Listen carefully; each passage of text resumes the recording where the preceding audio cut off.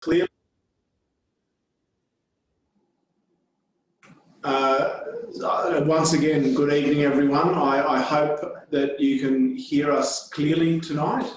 If you are having problems, then please let us know by sending in a message if you can't hear us, or wave to us, give us an indication that you can't hear us. So what I'd like to do is now commence the presentation and information session on the Kirribilli to Cremorne walking, cycling and streetscape upgrade.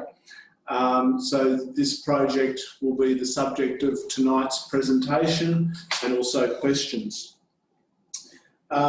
Just before we begin, just a few formalities.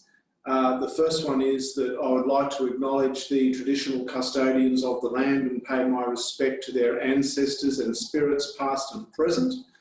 I would also like to acknowledge and pay my respects to any Aboriginal persons listening or joining us today.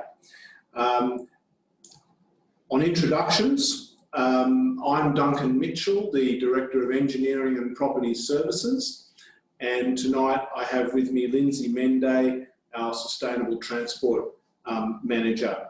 And again, I'll just go over that the purpose of tonight's session is to explain key aspects of the project and also provide the opportunity for you to learn and ask us questions.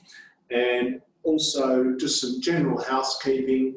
The session is being recorded and will be made available on our website, and all of tonight's participants will be notified about where they can go and see or listen to the recording again on our website, so we'll send that out to you. And also we just ask that if you could please have your microphones muted throughout the session so that it's not distracting for the presenters. So I'll now hand over to Lindsay, and Lindsay's going to talk you through this project. So over to you, Lindsay. Thank you, Duncan, and thank you everyone for joining the session today. I'll run through some slides highlighting some key features, and that will be followed by a Q&A. I think it's important for me to stress at the beginning that this is not a final design. So in some ways it's a first draft, and we expect that changes will be needed to the design in response to the feedback from the community. And so where the project heads from here is that following consultation, the community feedback we receive is reported to council, likely at the June 28 meeting. And there are some possible outcomes from that. Council may resolve to go ahead with the project or amend the project, or go ahead with some parts of the project, or not proceed. So that's where we are in the process now. The other thing on this slide is a map of the project area. So I will, if everyone can see my cursor, project area starts down at Milsons Point Station, north along Broughton Street, Clark Road, past Anderson Park, up into Carrabba Road, Wickham Road, and then ending at the intersection of Wickham and Harriet. A quick overview of the key aims of the project. In essence, it's looking to improve the walking network, the cycling network, and streetscape quality, and to do that through things like measures to reduce car speeds, new or upgraded pedestrian facilities, increasing separation between people riding and walking in road areas, providing bike facilities that more people can use, so including those that don't currently feel comfortable riding on the road, and expanding footpath areas and providing more landscape. And a parallel aim to that of the project throughout the design was to do the above with minimal as possible impact on other transport modes and on parking. So I will run through slides that represent the plan, so section by section. Hoping everyone can see the cursor on the screen there, and that starts at, in essence, Milsons Point Station, so the intersection between Ennis Road and Broughton Street. And key features in this section are the intersection, the existing traffic signals there would be upgraded with a cycle crossing so that bike riders were not waiting in the middle of the road. We'd be installing a new cycle lane on approach to those signals in the uphill direction. And the reason behind that is that where cycle speeds and vehicle speeds are significant, having a cycle lane gives the option to separate the two, make it safer for the riders and easier for motorists to pass. So all of the parking that already exists along there would not be affected by that cycle lane. It would remain on the outside, including the loading zone. The other key feature through here would be a change to that bus stop, and you'll see an example of that on the next slide. One parking spot here shown in red would need to be removed to accommodate these works. Otherwise, this section of the other transport modes would operate as they currently do. And so this is an example shot from the City of Sydney of how that layout would work, with a cycle lane going up the hill and the bus stop sitting at its own platform. Going back down the hill on the other side here, riders, because it's downhill and their speed is a bit higher, people riding will be in with mixed traffic, general traffic. So heading north along the route, the next major change proposed is at the intersection of High Street and Clark Street. And what was proposed here, if I can move the cursor, is that the slip lane that provides access from Clark Road through to High Street here is removed. And that would require that this turn here was banned into High Street. Now, we've already had significant feedback about this, raising concerns about this as part of the project. So we have sought that our design consultant look at an alternative option that keeps that slip lane and keeps the turn into High Street. What we do know about changing this intersection is that we can modernise the phasing of this intersection, which is in essence the order at which all the vehicles and pedestrians move, and that's likely to reduce congestion. But the one thing that would need to change to do that is that this left turn off Clark Road here would need to be banned so that vehicles moving this way to Kirribilli won't held up by pedestrians crossing here, and that will help us to reduce traffic queuing down Clark Road here. Moving to the next section of the project, heading north along Clark Street, down along Anderson Park. Got that right. The first key feature there is a redesign of the intersection between Clark and Crowder Road to have a new roundabout.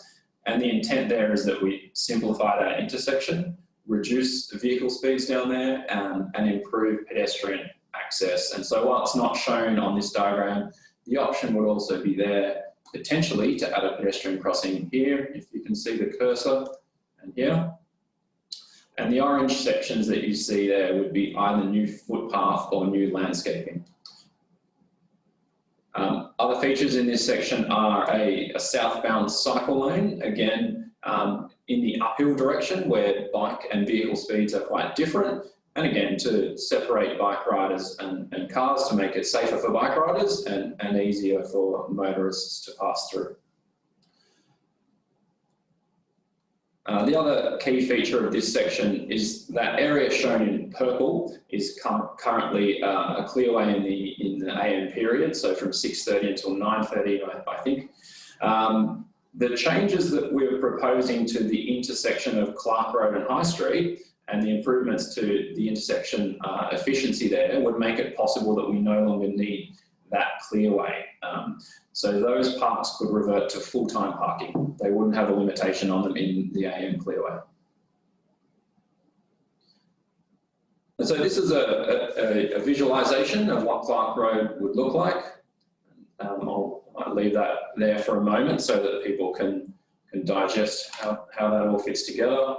So the footpath in the existing location All of the vehicle travel lanes and parking remain as they are now, but they're readjusted to fit that 1.5 metre wide cycling lane uphill there, so that bikes and cars are separated up that hill and on approach to the intersection.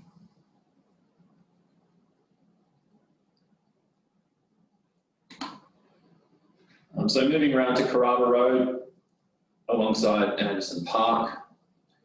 So key features here are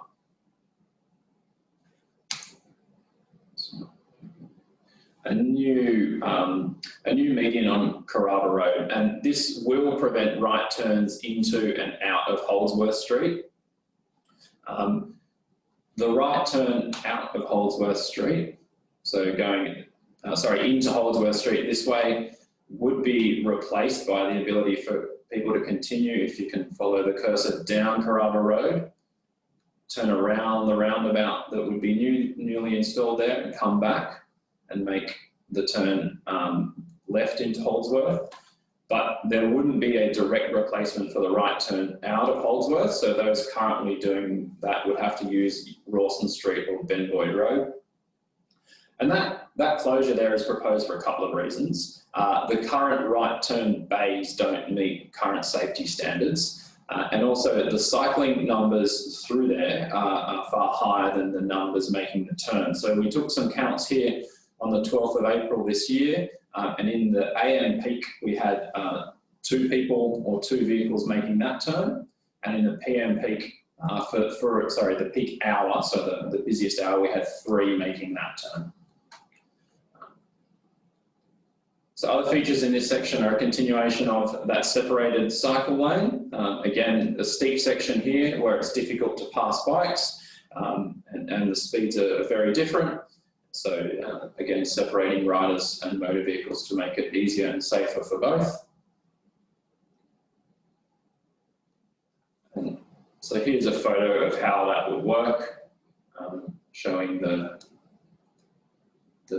new median here. And these concrete separator curbs that would put a separation between the vehicles and people cycling along this section. Again, in the downhill here, bike speeds are higher, so they can mix with cars. Coming up to up the hill on Kirribilli Road, the continuation of the bike lane up that steeper section. The arrow there is pointing to a proposed new pedestrian refuge. So there is an existing refuge of sorts, but it's around 1 metre wide, which doesn't meet current standards. So the new one would be built to standard and provide much better protection for people crossing there. That would require the removal of between 2 and 4 car parking spots in this section here, to provide a pedestrian access point that complies with current standards. Also proposed here potentially is a small elevated viewing platform that would be elevated above the ground there and providing views out over the harbour. And lastly, in this section, the other key feature is that the intersection between Ben Boyd and Kirribilli is missing pedestrian crossing points. So these are, in essence, a standard requirement for signals because they increase safety and pedestrian accessibility. So missing at this intersection currently, and the project would be bringing that up to current standard by installing those. Moving east of Ben Boyd Road along Kirribilli, proposing some optional, depending on community feedback, speed humps or raised thresholds. These would be relatively low and flat ones because buses travel along here, and so they need to be relatively smooth. Again, continuation of that eastbound cycle lane, and acknowledging that people will still be fairly slow moving after they've ridden up the hill on Kirribilli Road. Apologies. And in installing that lane, we would be narrowing the vehicle lanes in this section of the project. And The data we have on this suggests that those narrower lanes reduce vehicle speeds, and that it doesn't result in any worse outcomes in terms of road safety, but it will reduce the amount of space available to exit parked cars. Also, on this section of the project, the purple sections that you can see are additional car parking spaces. So in this block of the project, we get an additional 5 car parking spaces. Moving on to Wickham Road, as per the previous section, thresholds there to reduce vehicle speeds if consultation indicates that that's something in line with the community preferences.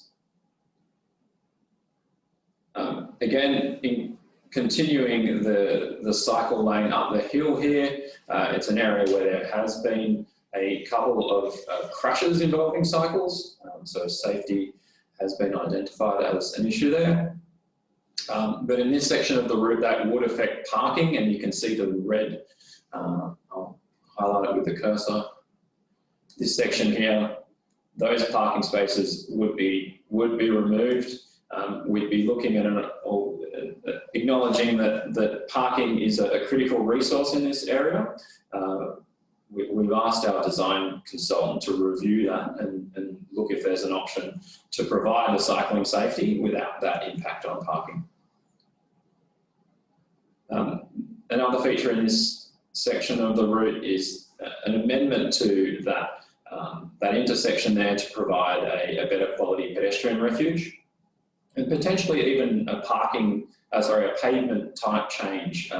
So cobbles or something similar, because there's a lot going on at that intersection to indicate to people driving that they're entering a zone where they need to slow down.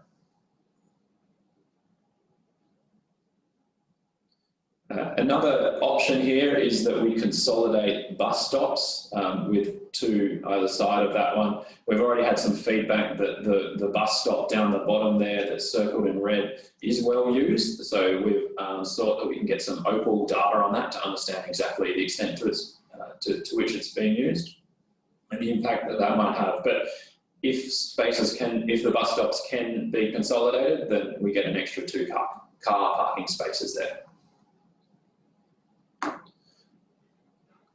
So this map's just been included around the cycling context. It's essentially a map of latent demand for cycling. So it's a way of us trying to see if there's people out there who would potentially use their bike for transport trips, but currently don't because they're worried about safety. And it's based on behaviour change patterns we've seen in other parts of Australia where similar projects have been installed. So we know from doing this study that demographically there's a high potential for people to ride their bike for transport in North Sydney LGA, and the darker the sections on this map are, the more that latent demand is potentially there. And the project area is shown in green. And we often get asked why separated bike paths are being proposed for cycling. And this diagram will help to provide some context. There's some research that's been done by the state government that tells us around 3 to 20% of the population are willing to ride on the road, depending on the conditions. And along Carraba, Clark, etc., I'd suggest that it's closer to the 3 than the 20.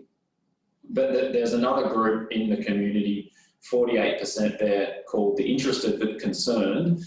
These are people that would consider riding their bike for transport if they were separated from traffic. So where we're proposing separated lanes, it's around making it possible for this 48% to jump on their bike for transport. And this is an example of where we've installed a cycle lane somewhere else over in Ernest Street, just indicating that after installation, we get steady youth in growth. So over 3 years, we've had it rise from about to 4,000 trips.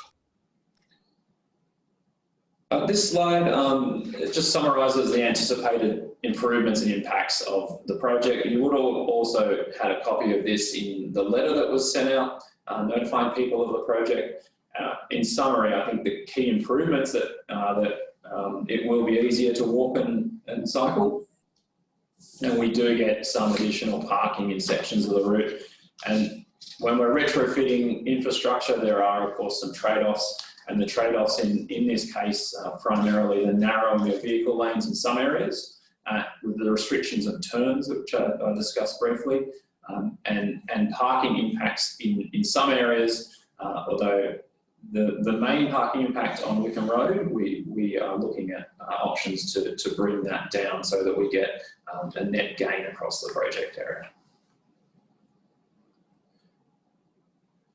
And in terms of where the project is at the moment, we're on consultation till June 7. That gets reported to the June 28 council meeting. If the community were in support of the project and council resolved to proceed, we're looking at starting construction in stages, not the whole project at once, from January next year. But to do so, that requires significant funding support from the New South Wales government, and the project is eligible under the Active Transport Grants project. So that concludes the presentation. So if there's questions that people have, we're able to attempt to answer those. So thanks Lindsay for that presentation. What we'll do now is we've got a number of questions here that have been sent in before tonight's session. So we're going to go through those first, and then once we've got through those, we've got about 20 minutes left. We then would be able to take a few other questions. So we'll just go through these ones first, Lindsay, see if you can answer them, and then we'll get into what we've got coming in from the chat room now. So let's go ahead. You don't have to read out who it's from, but okay. Yeah. So the first one here talks about the steepness of Benboy Road and asks if there's anything we can do to flatten that out at the crest. I'm not sure if the person who asked is online at the moment. I think difficult as part of this project to adjust things like that. They're major civil engineering undertakings, and within the project budget, most of the works that we're proposing are surface level, so that would be difficult to adjust those gradient issues. And the reason we've proposed cycling lanes on the uphill is to try and make it easier to cycle in those sections. The second question we have is, will the cycle paths extend north-south to connect to the regional network? This project is very much being designed in the context of a broader regional network for the whole of Greater Sydney, with feedback from Transport for New South Wales on that. So yes, even if connections are not completed entirely as part of this project, it is being designed as part of a regional network that caters for local trips, 2 to 5 kilometres, but also longer ones.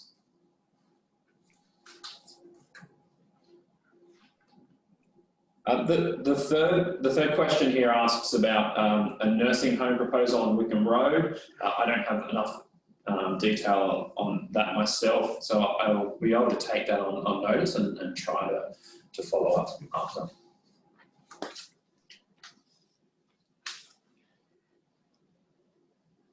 The next question I have here is a question regarding, will cycleways and pedestrian footpaths be separated?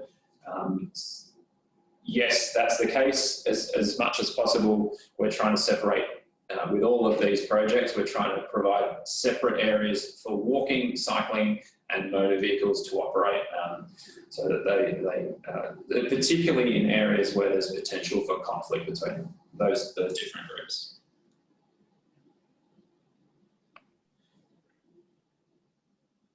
Right. I've got one of the. We've got other questions that come in from Denny. Just go through those. I might have to. There's some here that I might have to take on notice and answer as a follow-up to the session. There's been a few questions here asking to go around the existing path connecting Ennis Road. We haven't looked at that as part of this project. It has been sort of identified at a high level before.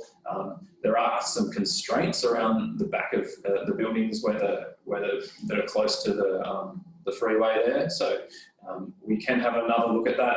I think it's likely too constrained for the level of traffic that we'd be getting.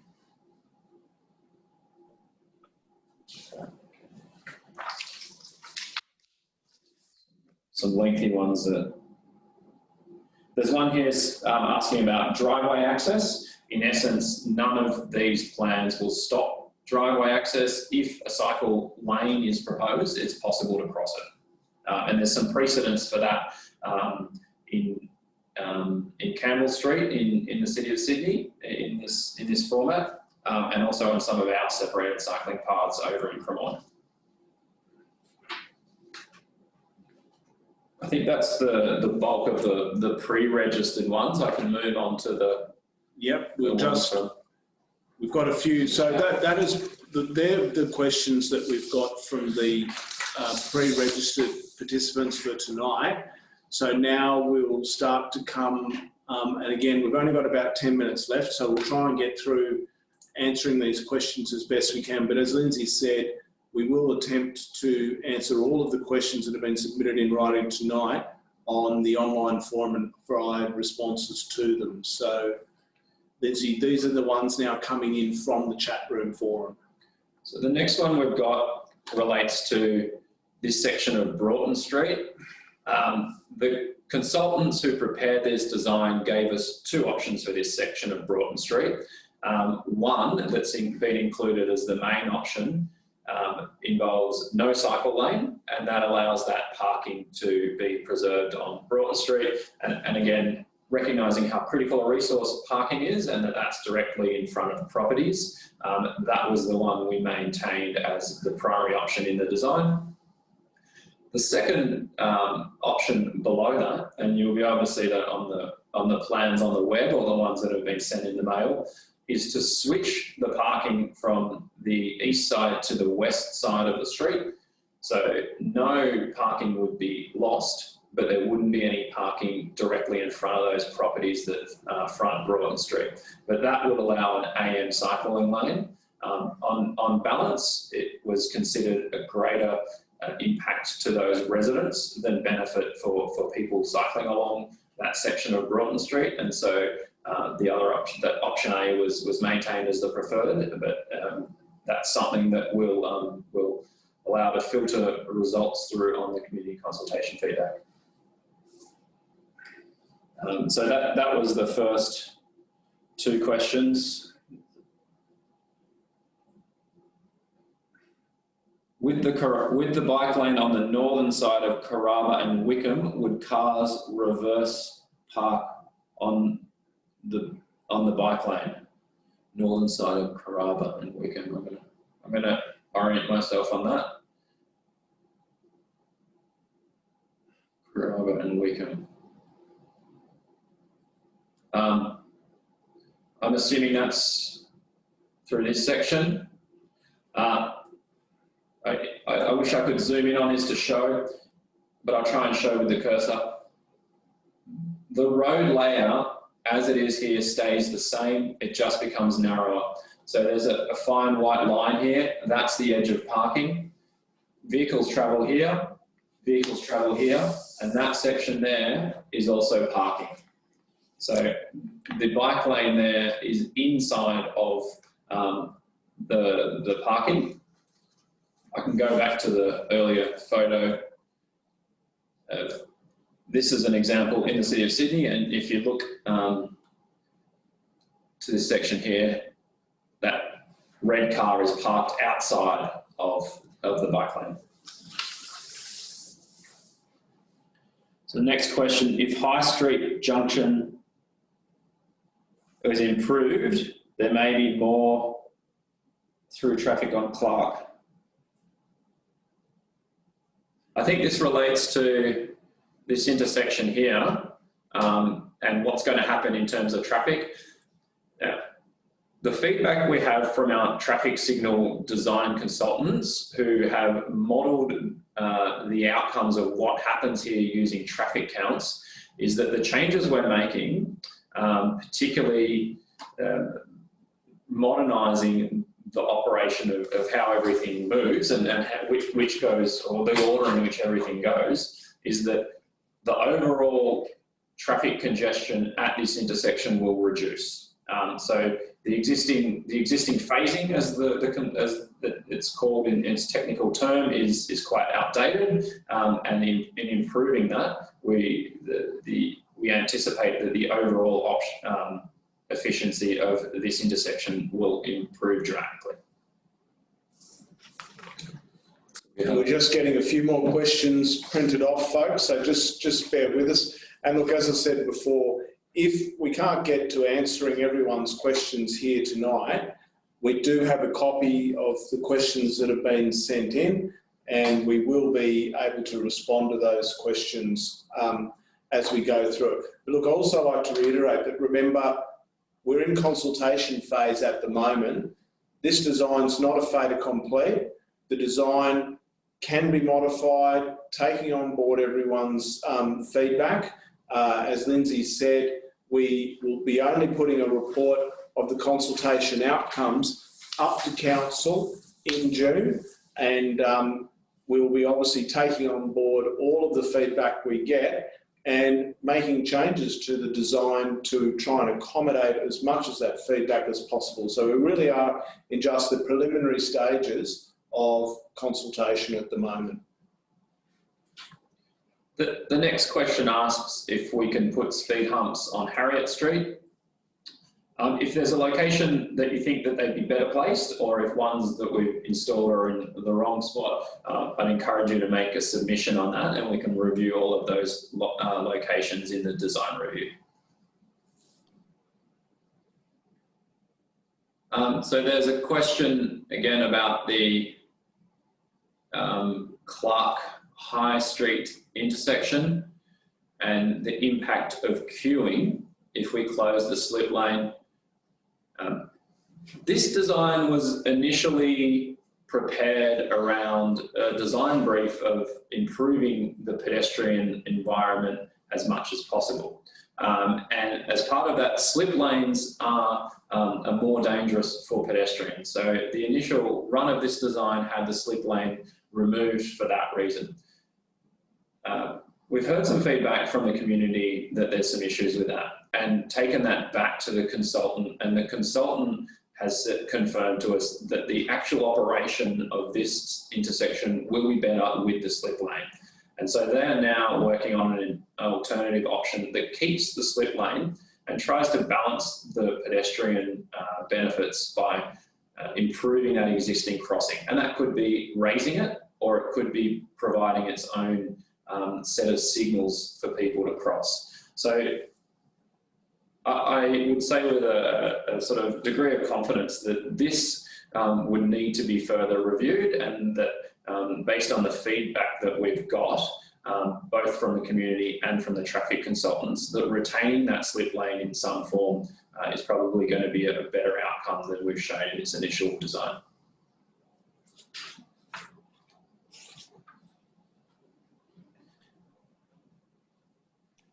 There's another question about the Broughton Street section, and if the clearways are changing. I'll just reiterate, there's two options there put out to see which is essentially the preferred by the community. And so I'd encourage people to provide us feedback in your written submissions about which of those you feel better responds to community needs.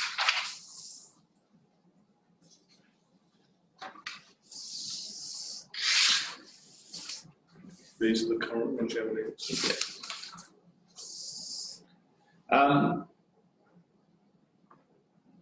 I'll go back to High Street and Clark Road. The question here is, why would the removal of the slip lane be beneficial?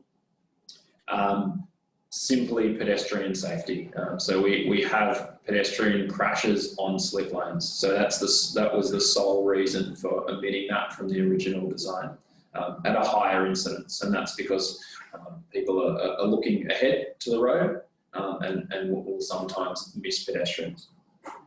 And the second section of that question is, have traffic studies been conducted? Yes, we have modelled the intersection performances here using count data and projections of how that will grow over time. And the question is, can we see that? Yes, we are able to share that, that documentation. A traffic report will be prepared as part of the final documentation on that and will be publicly available on the website when it's finished.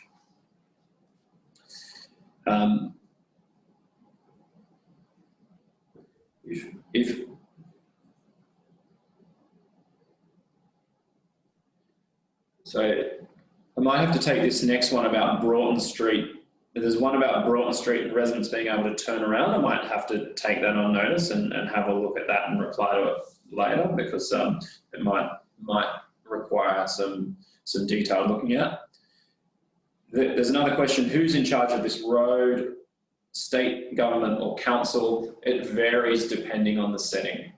So sections of it are regional roads, which are roads that are part of the regional network, but still under the care and control of council, and other sections are local roads under the care and control of council. So the state government has an interest in the local roads, sorry, the regional roads beyond the local roads, but council maintains both. And we have a question here: where does this plan sit in the long-range plan for cyclist access to the bridge?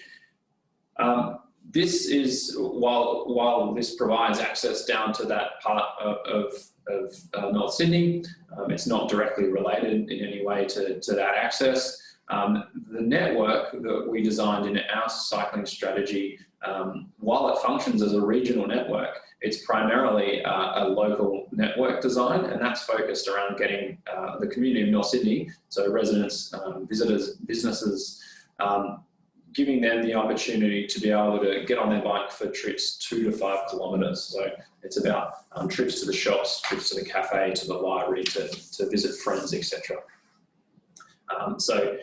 Quite separate of the regional network, this is also a local, very much so a local cycleway project.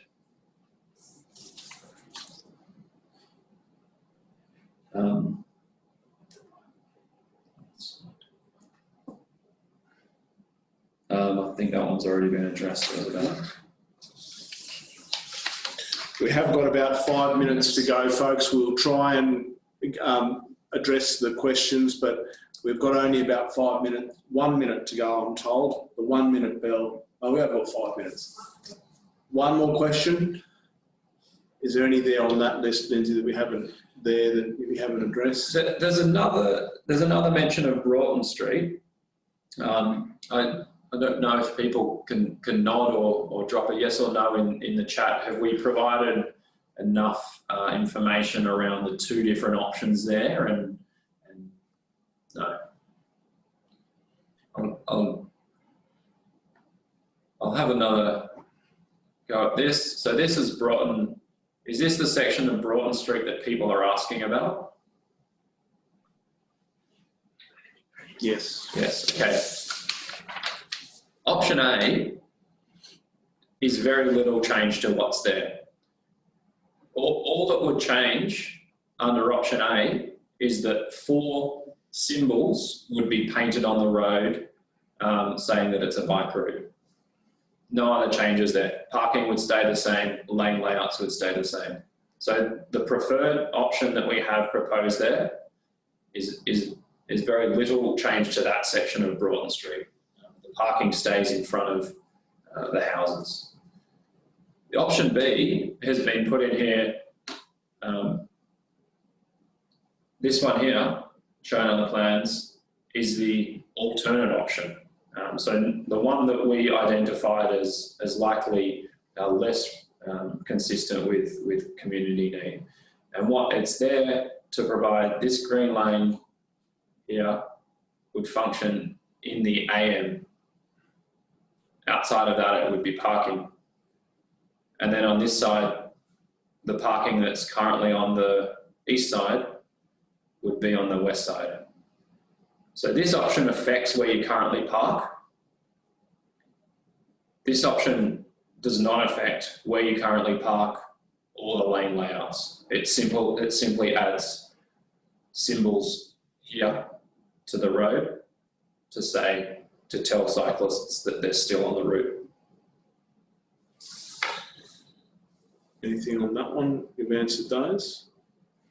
So is that a new one? This is for folks probably going to be our last couple of questions. Pedestrian crossing roundabout.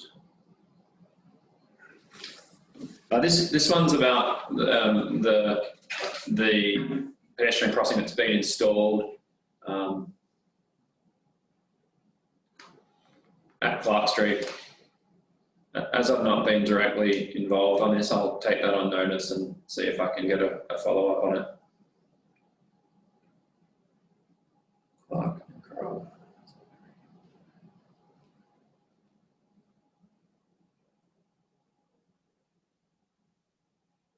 This last question here is asking us about the camber on the road. I'm assuming falling this way, and if this area was redone in the roundabout configuration, everything as much as possible would be designed to current best practice standards. So within the civil engineering constraints and the geometry constraints, we'd be looking to make this as compliant as possible with current requirements. I'm sure if that answers that question. Okay. Well, look, once again, on behalf of Council, I'd like to thank all of the participants and the people who've registered to listen to this information session tonight. As I've said before, we are in consultation at the moment. The consultation closes on the 7th of June. We do anticipate trying to get a report up to Council on the outcomes of the consultation only, and also all of the questions that have come through tonight, that if we haven't answered to your satisfaction in this online forum, I apologise, but we'll certainly try and answer those questions in writing and post them on the information session page. So please keep an eye out for that, and we'll be putting that information up on the online forum page. So once again, thank you everyone for attending tonight. Thank you, Lindsay. The printed consultation question says it finishes on the 14th of June. Is that true, Lindsay? We're saying the 7th of June. We can confirm that. Pretty sure. It's listed as the 7th. It's listed as the 7th of June. Yeah. Okay, so look, thank you everyone for tonight. If it's on the letter as the 14th, it must be the 14th. Yep. Okay, yep. We'll make sure it's very clear if it's the 14th or the 7th. If it's the 14th, that's great. You've got a bit of extra time. We don't have a lot of time to write a report. Okay then, thank you everyone for attending tonight's session.